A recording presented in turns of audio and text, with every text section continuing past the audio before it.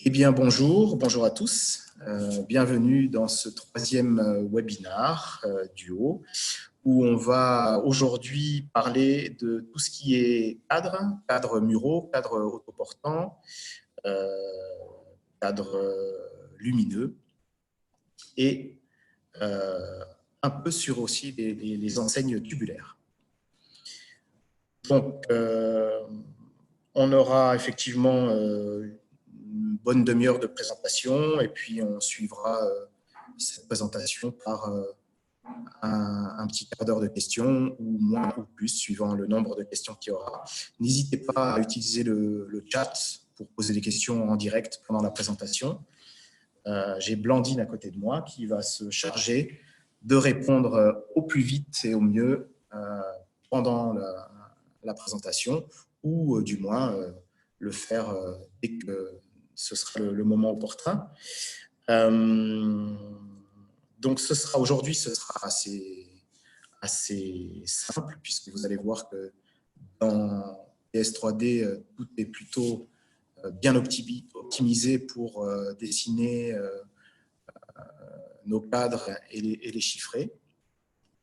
Donc, on va commencer. On a effectivement ouvert PS3D. On peut effectivement ici, pour ceux qui ne sont pas encore à l'aise avec le logiciel, une fenêtre qui s'affiche automatiquement avec la possibilité de choisir les dimensions de son stand, de son emplacement.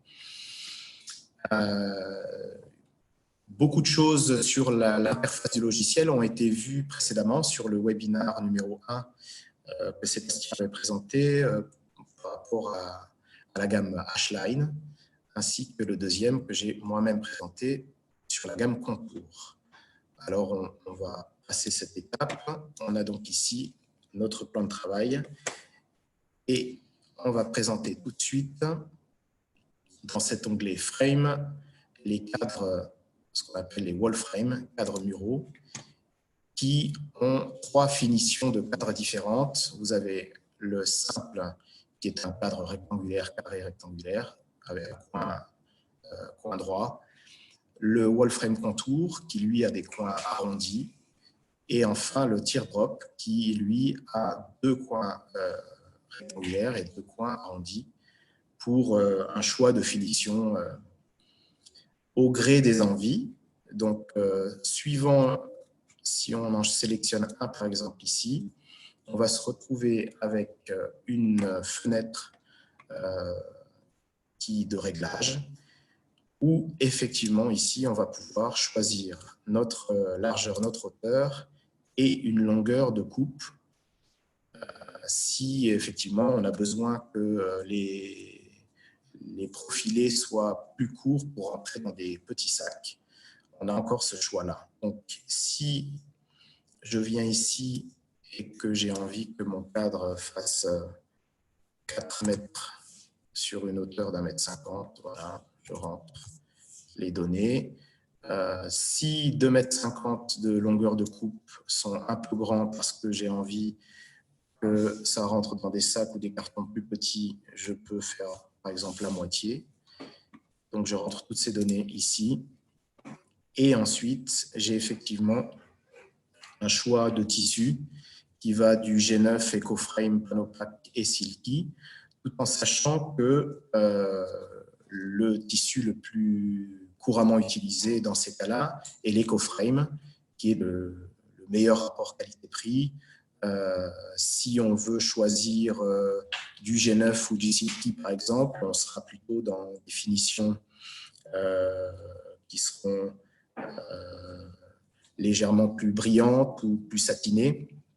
Donc, le choix du tissu, il va se porter essentiellement sur un aspect qualitatif et esthétique, tout en sachant que le Panopac reste un choix, un quatrième choix possible dans certains cas de figure très particuliers où on aurait besoin d'interchanger ce visuel avec une autre structure de même format, de même taille, qui aurait besoin justement de la particularité du Panopac qui est justement opaque et qui permet justement de ne pas du tout filtrer la lumière. En l'occurrence, là, sur un cadre mural, il n'y en a pas besoin nécessairement. Il y aurait juste cette particularité qui fait qu'en choisissant le cadre opaque, on pourrait l'utiliser à d'autres fins. L'emballage carton est coché par défaut. Donc là aussi, il y a le choix de laisser cocher et de faire partir en emballage carton, ce qui est le plus judicieux puisque l'usage d'un cadre mural est plutôt un usage sédentaire qu'un usage nomade où on va se balader de ville en ville avec son cadre. Toutefois, la possibilité est là aussi de le faire partir en sac. Voici, ou en caisse, suivant le nombre. Donc, ici, je vais laisser évidemment tous ces paramètres-là. J'ai sur mon dessin mon cadre qui s'affiche. Si je reclique sur F3 ou clic droit modifier, je retourne à nouveau dans la fenêtre de sélection pour lui modifier les paramètres que je viens de rentrer. Et si je clique sur F4 ou clic droit, modifier, parce que c'était F4, visuel prédéfini, je peux tout de suite habiller mon cadre au besoin, lui donner une couleur, lui donner quelque chose dans le fond pour visualiser mon cadre dans la fenêtre 3D qui est ici, juste à côté de notre bouton structure. Et nous avons bien notre cadre qui est recto seul avec notre visuel. Si je sélectionne à nouveau dans structure Wallframe, je peux du coup décider de prendre un autre cadre, une autre largeur. Effectivement, quand je viens ici avec ce petit curseur, je peux venir jusqu'à 7 mètres de large maximum. Et si je viens sur la hauteur, évidemment, on va pouvoir aller jusqu'à 3 mètres, étant donné que la largeur de la laisse de tissu ne pourra pas aller au-delà pour un visuel d'un seul tenant. Si on veut aller effectivement au-delà de 3 mètres, on va devoir faire un raccord couture. Donc, il faut en principe plutôt éviter cela pour avoir effectivement le meilleur des rendus. Donc, ma taille maximum pour tous les cadres, si je sélectionne le deuxième, sera... Alors, celui-ci peut aller jusqu'à même 17 mètres pour une hauteur de 5 mètres. Mais évidemment, il me l'autorise. Donc, j'ai dessiné mon cadre dimension XXL. Par contre, évidemment, il faut se rappeler que cette dimension est impossible sans passer par un raccord couture, étant donné que les deux dimensions dépassent les 3 mètres. Donc, il faudra faire attention à cette particularité-là. Si je dessine le troisième, on se retrouve avec aussi les 7 mètres maximum et les, du coup, 3 mètres maximum de dimension comme ceci.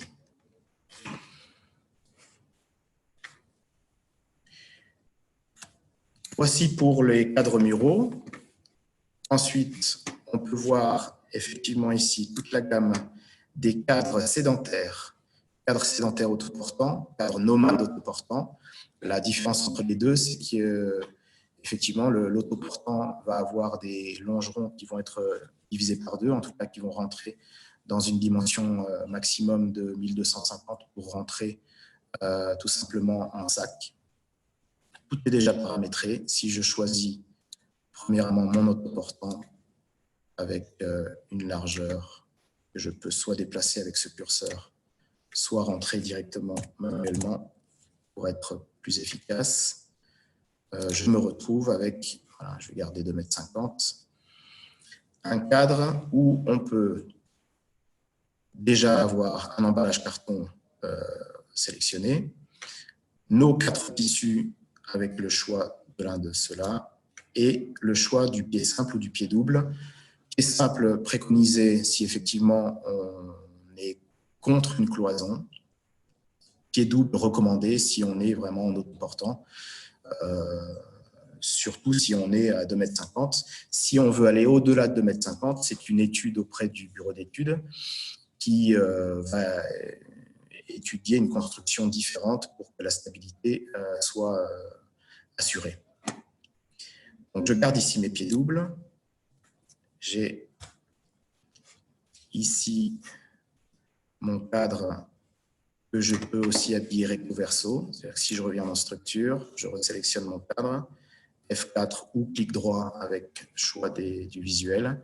Par défaut, mon cadre va être sélectionné en recto seul. Je peux aussi cocher ici un recto, un verso. On va dire que le recto sera bleu, le verso sera vert. Et on va se retrouver avec voilà, notre cadre autoportant sédentaire. Et si on se retrouve ici dans l'onglet chiffrage, on va s'apercevoir effectivement tout est prévu, tout est inclus dedans. Les pieds, les emballages carton et le kit de secours panoramique qui s'est aussi directement mis dans la commande. Si je sélectionne par exemple mon cadre autoportant, et bien du coup, je vais faire la même chose, lui donner une taille, etc. Choisir les mêmes options, mais il va me générer en fait un cadre avec, si je supprime le précédent, dans chiffrage, il nous aura automatiquement généré un cadre qui va être transporté avec 2 sacs à roulettes et 2 cartouchières. Et tout ça, évidemment, est automatisé. Donc, on a immédiatement le produit que l'on souhaitait avec son mode de construction et son mode de transport. Et le chiffrage suit effectivement en fonction de la dimension du cadre. Ça va se calculer automatiquement. Dans nos cadres, on a, ça c'est la chose principale, les renforts qui se calculent automatiquement aussi. Dès qu'on va dépasser une certaine hauteur, une certaine largeur, par rapport à ces problèmes de stabilité, par rapport à ces problèmes de construction, effectivement, là, il est préférable de faire une demande d'étude pour que l'on puisse dessiner et construire au mieux un cadre qui serait un cadre autoportant, mais d'une très grande dimension, d'une dimension inhabituelle.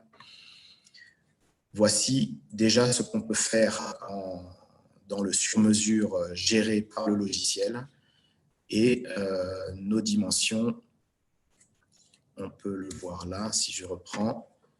Vous avez remarqué qu'ici, notre minimum est à 400. Si toutefois, on avait besoin absolument d'aller en dessous de 400, effectivement, on peut toujours regarder et étudier jusqu'à où on pourrait aller, le 400 étant vraiment préconisé dans la taille minimum de largeur du cadre. Toutefois, avec une étude, selon évidemment le cas de figure, on peut essayer effectivement de voir pour une dimension inférieure à ces 400 mm. Voici pour les cadres. Ensuite, nous avons les cadres lumineux. Nous avons exactement la même configuration puisque nous avons aussi le côté sédentaire et nomade avec ces mêmes problématiques de logistique de transport. Est-ce qu'on les envoie en caisse ou en carton ou est-ce qu'on les envoie en sac ou en carton? Évidemment, il faut juste se rappeler d'une chose, c'est que quand on passe en nomade pour avoir finalement des longueurs de profilés plus petites. Cela va demander au niveau du montage un peu plus de temps de montage puisqu'il y a plus d'éléments à connecter, à fixer entre eux. Le montage reste aussi simple qu'en sédentaire, mais il est juste un peu plus long dû au nombre de pièces plus importantes. Nous avons donc dans les caissons lumineux le simple face et le double face. Le profilé sera plus épais en double face et donc de 120 mm et de 80 mm d'épaisseur pour le simple face. Je vais en sélectionner un. On a tout de suite aussi la possibilité d'aller jusqu'à 7,50 m en largeur et il nous bloque à 2,50 m en hauteur. Évidemment, c'est toujours une histoire aussi d'études particulières sur des hauteurs et des largeurs beaucoup plus importantes, où il faudra passer par le bureau d'études pour étudier le projet. Donc, je vais rester à 2,50 m, même si ici, je vois que mon curseur va jusqu'à 7,50 m. Je peux tout à fait le laisser là, cliquer sur OK, et mon cadre va de toute façon rester bloqué à 2,50 m par sécurité et par précaution. Sur les cadres lumineux, effectivement, on a la possibilité de gérer d'autres choses, c'est-à-dire que suivant le rapport largeur-hauteur, on va pouvoir cliquer sur cette option de positionner les LED sur les côtés, étant donné que si notre cadre est beaucoup plus haut que large, c'est-à-dire que de toute façon, nos LED vont toujours être du côté du profilé le plus large. Donc, si on est plutôt en paysage ou en portrait, on va pouvoir cocher ou décocher cette option pour avoir le meilleur rendu lumineux dans notre cas. On a la possibilité également de choisir une position de la prise électrique du caisson, étant donné que, suivant les circonstances, on a tout intérêt à soit la positionner en bas, en haut, à l'arrière, côté gauche, côté droit. Par défaut, cette prise, si on ne coche pas la position spéciale, elle se situe en bas à droite du cadre, sur le côté. Donc, si on coche, il faudra effectivement plus tard dans la commande spécifier qu'elle va se situer en haut, en bas, à gauche, à droite, à l'arrière, bref, tout ce qui pourra justement simplifier le branchement futur de ce cadre par rapport à l'arrivée électrique, tout simplement. L'emballage carton, lui, aussi sélectionné par défaut, dans ce cas où on est sur un cadre lumineux sédentaire simple face, et la possibilité ici de tout de suite décider qu'on va se retrouver avec une prise spécialement faite pour toutes les prises anglaises et anglo-saxonnes. Le choix de la couleur des profilés aussi est proposé. La nouveauté aujourd'hui, c'est que nous avions avant la possibilité d'être en gris anodisé en blanc. Aujourd'hui, on peut décider aussi d'avoir un profilé habillé en noir ou en couleur. Vous avez peut-être vu sur le site internet tout le choix de ces couleurs en standard qui est proposé directement sur la page concernant les caissons lumineux. Donc ici, dans ce logiciel, on peut déjà spécifier qu'on va être en couleur. On pourra effectivement notifier par la suite quel sera ce choix de couleur. Là, je vais le laisser en gris. Le choix des pieds doubles, des pieds simples, exactement comme pour les cadres non lumineux. Et puis, le choix du visuel verso. Et là encore, il y a des nouveautés. Donc, nous avions par défaut un opaque noir puisque nous sommes en simple face. On pourra effectivement désormais choisir un dos blanc ou un dos imprimé pour avoir justement un habillage personnalisé suivant la configuration du lieu où sera exposé ce cadre. L'option d'affichage, ben, c'est uniquement quelque chose qui est lié à l'affichage qu'on aura sur le rendu de PS3D. Si on veut le laisser allumé ou éteint par défaut, on peut le laisser éteint ou par défaut il est allumé et on peut du coup décider de l'éteindre. C'est une histoire plus de rendu sur le logiciel pour la présentation de ce cadre. Alors voici. Je vais mettre juste à côté un cadre lumineux double face, toujours sédentaire, peu importe. Je vais lui faire une largeur assez, voilà, un cadre en hauteur comme ceci par défaut. On a ici aussi une possibilité de mettre les pieds doubles ou pas, les LED sur les côtés, la position spéciale de la prise caisson, l'emballage carton qui est lui coché aussi par défaut, la prise UK, la couleur des profilés, pareillement, le visuel, qui lui, du coup, maintenant, vu qu'on est sur du double face, nous propose soit un opaque noir-blanc ou imprimé, ou du coup, effectivement, l'intérêt du double face, c'est que si on est en autoportant et qu'on tourne autour, d'avoir les deux côtés diffusants, bien sûr. Et c'est ce qui est coché par défaut. Donc, si on vérifie que ce petit caisson double face est bien en recto verso, on l'a dans tous les cas ici, quand on clique sur la touche F4 ou clic droit, visuel prédéfini, la possibilité, voilà, de décocher suivant le choix dans la commande, le visuel verso, ou de les décocher tous les deux. Et dans ce cas-là, on aurait effectivement un cadre lumineux sans visuel.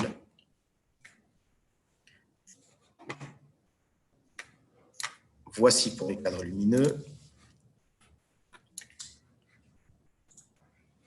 On peut aussi avoir la possibilité, on le voit juste en fin de liste, le caisson lumineux à fixation murale, qui lui va nous proposer aussi la même chose, des dimensions minimum, des dimensions maximum, hauteur maximum, hauteur minimum, nos fameuses options avec les LED sur les côtés, la position de la prise, l'emballage carton qui est par défaut, la couleur des profilés, et celui-ci,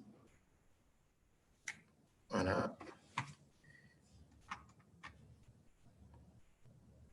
va être, alors ça c'était, voilà, on peut aussi choisir du recto, du verso, comme on est en fixation murale. Voici, on va juste vérifier dans le chiffrage ce qu'on a en définitif. Voilà, on a donc notre caisson lumineux avec l'ensemble des composants. Tout est bien présent dans le devis. Le visuel diffusant, le kit de secours et la boîte carton qui a été justement ajoutée à ce devis. Voici pour l'ensemble et on peut évidemment vérifier que tout est bien présent, autant les profilés, les équerres d'assemblage, la fixation murale bien sûr, qu'il ne faut pas rajouter puisqu'elle est prévue déjà dans ce module et qui est calculée automatiquement ici. Voilà, on a ici 7 fixations murales dans notre devis. Ensuite, ça c'était pour le caisson lumineux mural. Voilà, on a fait le tour de tous ces caissons-là. Je vais regarder effectivement s'il y avait quelque chose de particulier, mais jusqu'à présent, tout est plutôt... Voilà, alors, j'oubliais quelque chose, voilà, pour ces lightbox, les caissons lumineux. On a effectivement la possibilité d'élingage. Dans ce cas-là, il faut rajouter un kit élingage tous les 1,50 m. C'est juste la particularité, c'est que si on veut effectivement élinguer un caisson lumineux, on doit rajouter le kit élingage, un kit élingage tous les 1,50 m. Alors, ça, c'est la règle. Ensuite,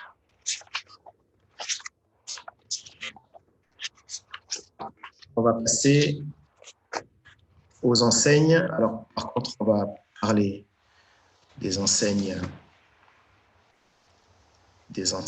tubulaires, enseignes élinguées tubulaires. Voici déjà en structure l'onglet enseigne.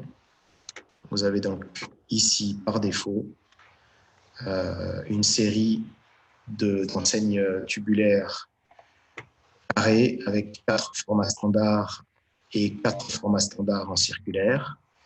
Le gros avantage, c'est qu'effectivement, tout est prévu, c'est-à-dire comme un module complet, vous allez avoir, par exemple, cette enseigne carrée tubulaire de 2 mètres par 2 mètres sur 1 mètre de hauteur, le sac de transport ou les sacs de transport, suivant le format, une option double face qui permet d'avoir l'impression en extérieur, en intérieur, et l'option dos noir qui, elle, va avoir uniquement la possibilité d'habiller les 4 faces extérieures et de laisser l'intérieur en noir. On peut faire un essai d'ailleurs sur une enseigne, on peut même afficher les alingues si on veut, là du coup on les visionnera. Et quand on réappuie sur notre touche F4, on s'aperçoit qu'effectivement, nous avons en vert les 4 faces qui sont les 4 faces extérieures à habiller et la possibilité d'habiller l'intérieur, vu qu'on vient de le cocher. Donc, si on fait l'essai, on peut se retrouver avec chacune des couleurs de l'extérieur et peut-être l'intérieur totalement orange, par exemple. Et cela nous donnerait notre enseigne qui est habillée avec effectivement chaque face correspondant à celle qu'on vient de sélectionner en y ajoutant les couleurs comme un habillage classique que l'on ferait sur du H-line standard ou du contour. Voici, donc si on se retrouve tout de suite dans le chiffrage, on va s'apercevoir qu'effectivement, tout est là, tout est prévu. On a notre enseigne carrée, la structure, les visuels, notre sac à roulettes qui est déjà prévu, notre kit de secours. Si on ouvre le détail au maximum, voilà, on a effectivement moins de détails que quand on est sur le chiffrage du cadre panoramique, mais tout est inclus dedans. On a vraiment notre kit complet avec justement tous ces choix-là. On préconise effectivement de rajouter ce petit kit outil qui peut être vraiment très pratique en cas de petits soucis lors du montage, puisqu'on a effectivement une paire de gants qui permet justement de pas trop avoir les mains directement sur le visuel, une gomme au cas où on ait quelques traces qui se soient mises sur le tissu, et une badge de protection qui va être très pratique justement quand on va monter cette enseigne au sol avant de l'élinguer. Voilà, donc je vais la sélectionner, elle a été ajoutée dans mon devis, je reviens dans devis et j'ai bien mon petit outil pour enseigne tubulaire. Voici.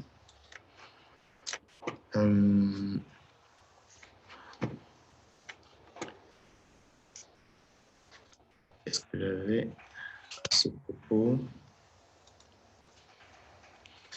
Je me demandais si on avait déjà quelques petites questions. Pour l'instant, non. Tout va bien. Donc, même sur le chat, ça a l'air d'être tout clair, cohérent. Bon, c'est assez basique, assez simple. L'idée aussi, c'est que dans le logiciel, c'est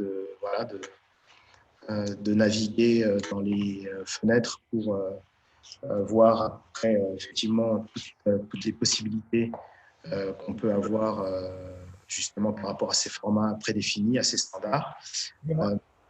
On a effectivement aussi la possibilité, en faisant faire une étude par le bureau d'études, de prendre du sur-mesure par rapport surtout aux enseignes carrées ou rectangulaires du coup. Pour les enseignes circulaires, on va avoir des contraintes plus importantes de l'ordre du diamètre choisi, puisque on va travailler là avec des profils, avec des rayons particuliers. Donc, on aura des possibilités autres, mais ce sera plus limité. Par contre, effectivement, au niveau de la hauteur de l'enseigne circulaire, on pourra effectivement aussi étudier la question sur des hauteurs différentes de celles qui sont proposées en standard. Voilà, alors, peut-être concernant, c'était l'achat, la location. Pour celle-ci, du coup, elles sont disponibles à la location, puisqu'on reste dans du standard. Effectivement, à partir du moment où on est sur du sur-mesure, la location n'est bien évidemment pas possible. Donc voilà, c'est aussi une option à laquelle il faut penser dans ce cas. Voilà, est-ce qu'il y avait peut-être... Oui, pardon, vous m'entendez? Oui, bien sûr, oui. Nicolas Piette de la société Créalink à Perpignan. Oui, bonjour. Juste une question pour les élingues. Est-ce qu'on a une information de la longueur des élingues? Parce que souvent les clients me demandent est-ce que c'est standardisé, est-ce que c'est réglable ou pas? Alors, ça c'est une excellente question. Toujours, j'ai des très bonnes questions. Je suis un enfer pour les formateurs. Parce que, exactement, c'est une très très bonne question. Je vais juste vérifier si effectivement l'information n'est pas directement dans le logiciel, puisqu'on a la possibilité d'avoir directement des kits d'alingage à disposition ici. Et dans ce cas-là, on a comme information, effectivement, en kit élingage, le diamètre du câble est de 3 mm, donc ça c'est une information complémentaire, et la longueur du câble est de 4 mètres.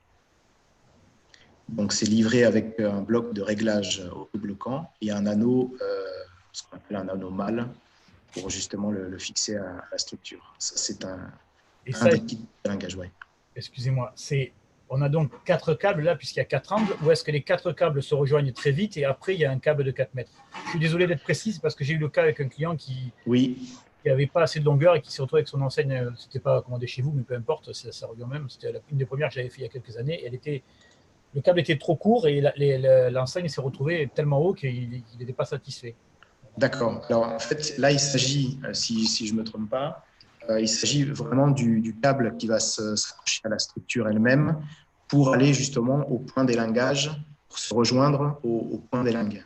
Qui, elle, est du coup, après, la longueur finalement, elle est liée finalement à l'élingue qu'il y a sur le salon lui-même. Oui, donc, effectivement, là, on a les points d'accroche qui vont se relier. Après, effectivement, la hauteur, elle va être complètement dépendante de ce que le salon a mis à disposition. Oui. Ok, bon, mais moi, je peux leur dire qu'il y a 4 mètres de fil pour avoir voilà. le micro. Okay. C'est bon. Exactement. Je coupe mon micro. Merci. Merci. Alors, pas d'autres questions pour l'instant. Je vais juste recouper un peu sur... voilà, quelque chose qu'on peut effectivement annoncer, parce que je pense que vous avez eu aussi l'information sur les caissons lumineux qui aujourd'hui vont pouvoir être, on va dire que On pourra y mettre des accessoires, pour y mettre un support télé ou des étagères. Donc, aujourd'hui, on va plutôt étudier ce cas de figure avec le bureau d'études. Mais sachez que, effectivement, nos cadres lumineux, maintenant, vont pouvoir s'agrémenter d'une télé jusqu'à 50 pouces maximum et d'étagères comme on l'avait traditionnellement sur nos gammes H-Line et C-Line, d'étagères bois, finition blanc ou noir, en épaisseur de 38 mm, avec des particularités effectivement de construction. On y reviendra, je pense, un peu plus dans un prochain webinaire. Mais effectivement, on a aujourd'hui cette possibilité de mettre à l'étude des caissons lumineux avec ce genre d'accessoires, en lumineux d'un côté, non lumineux d'un autre côté.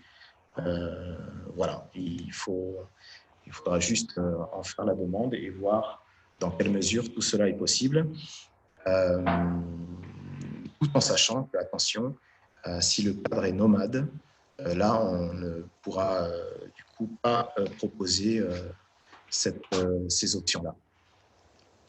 Voilà pour les nouveautés que vous avez dû voir sur le site internet et dans certaines newsletters qui concernent justement ce caisson lumineux qui s'est agrémenté de ces nouveaux coloris de profilés, de ces nouvelles possibilités d'habiller le verso en impression ou en blanc, et ainsi que ces nouveaux accessoires qui seront probablement disponibles, puisque le logiciel évolue tous les mois avec des possibilités qui seront mises à jour au fur et à mesure dans notre logiciel de construction et de chiffrage.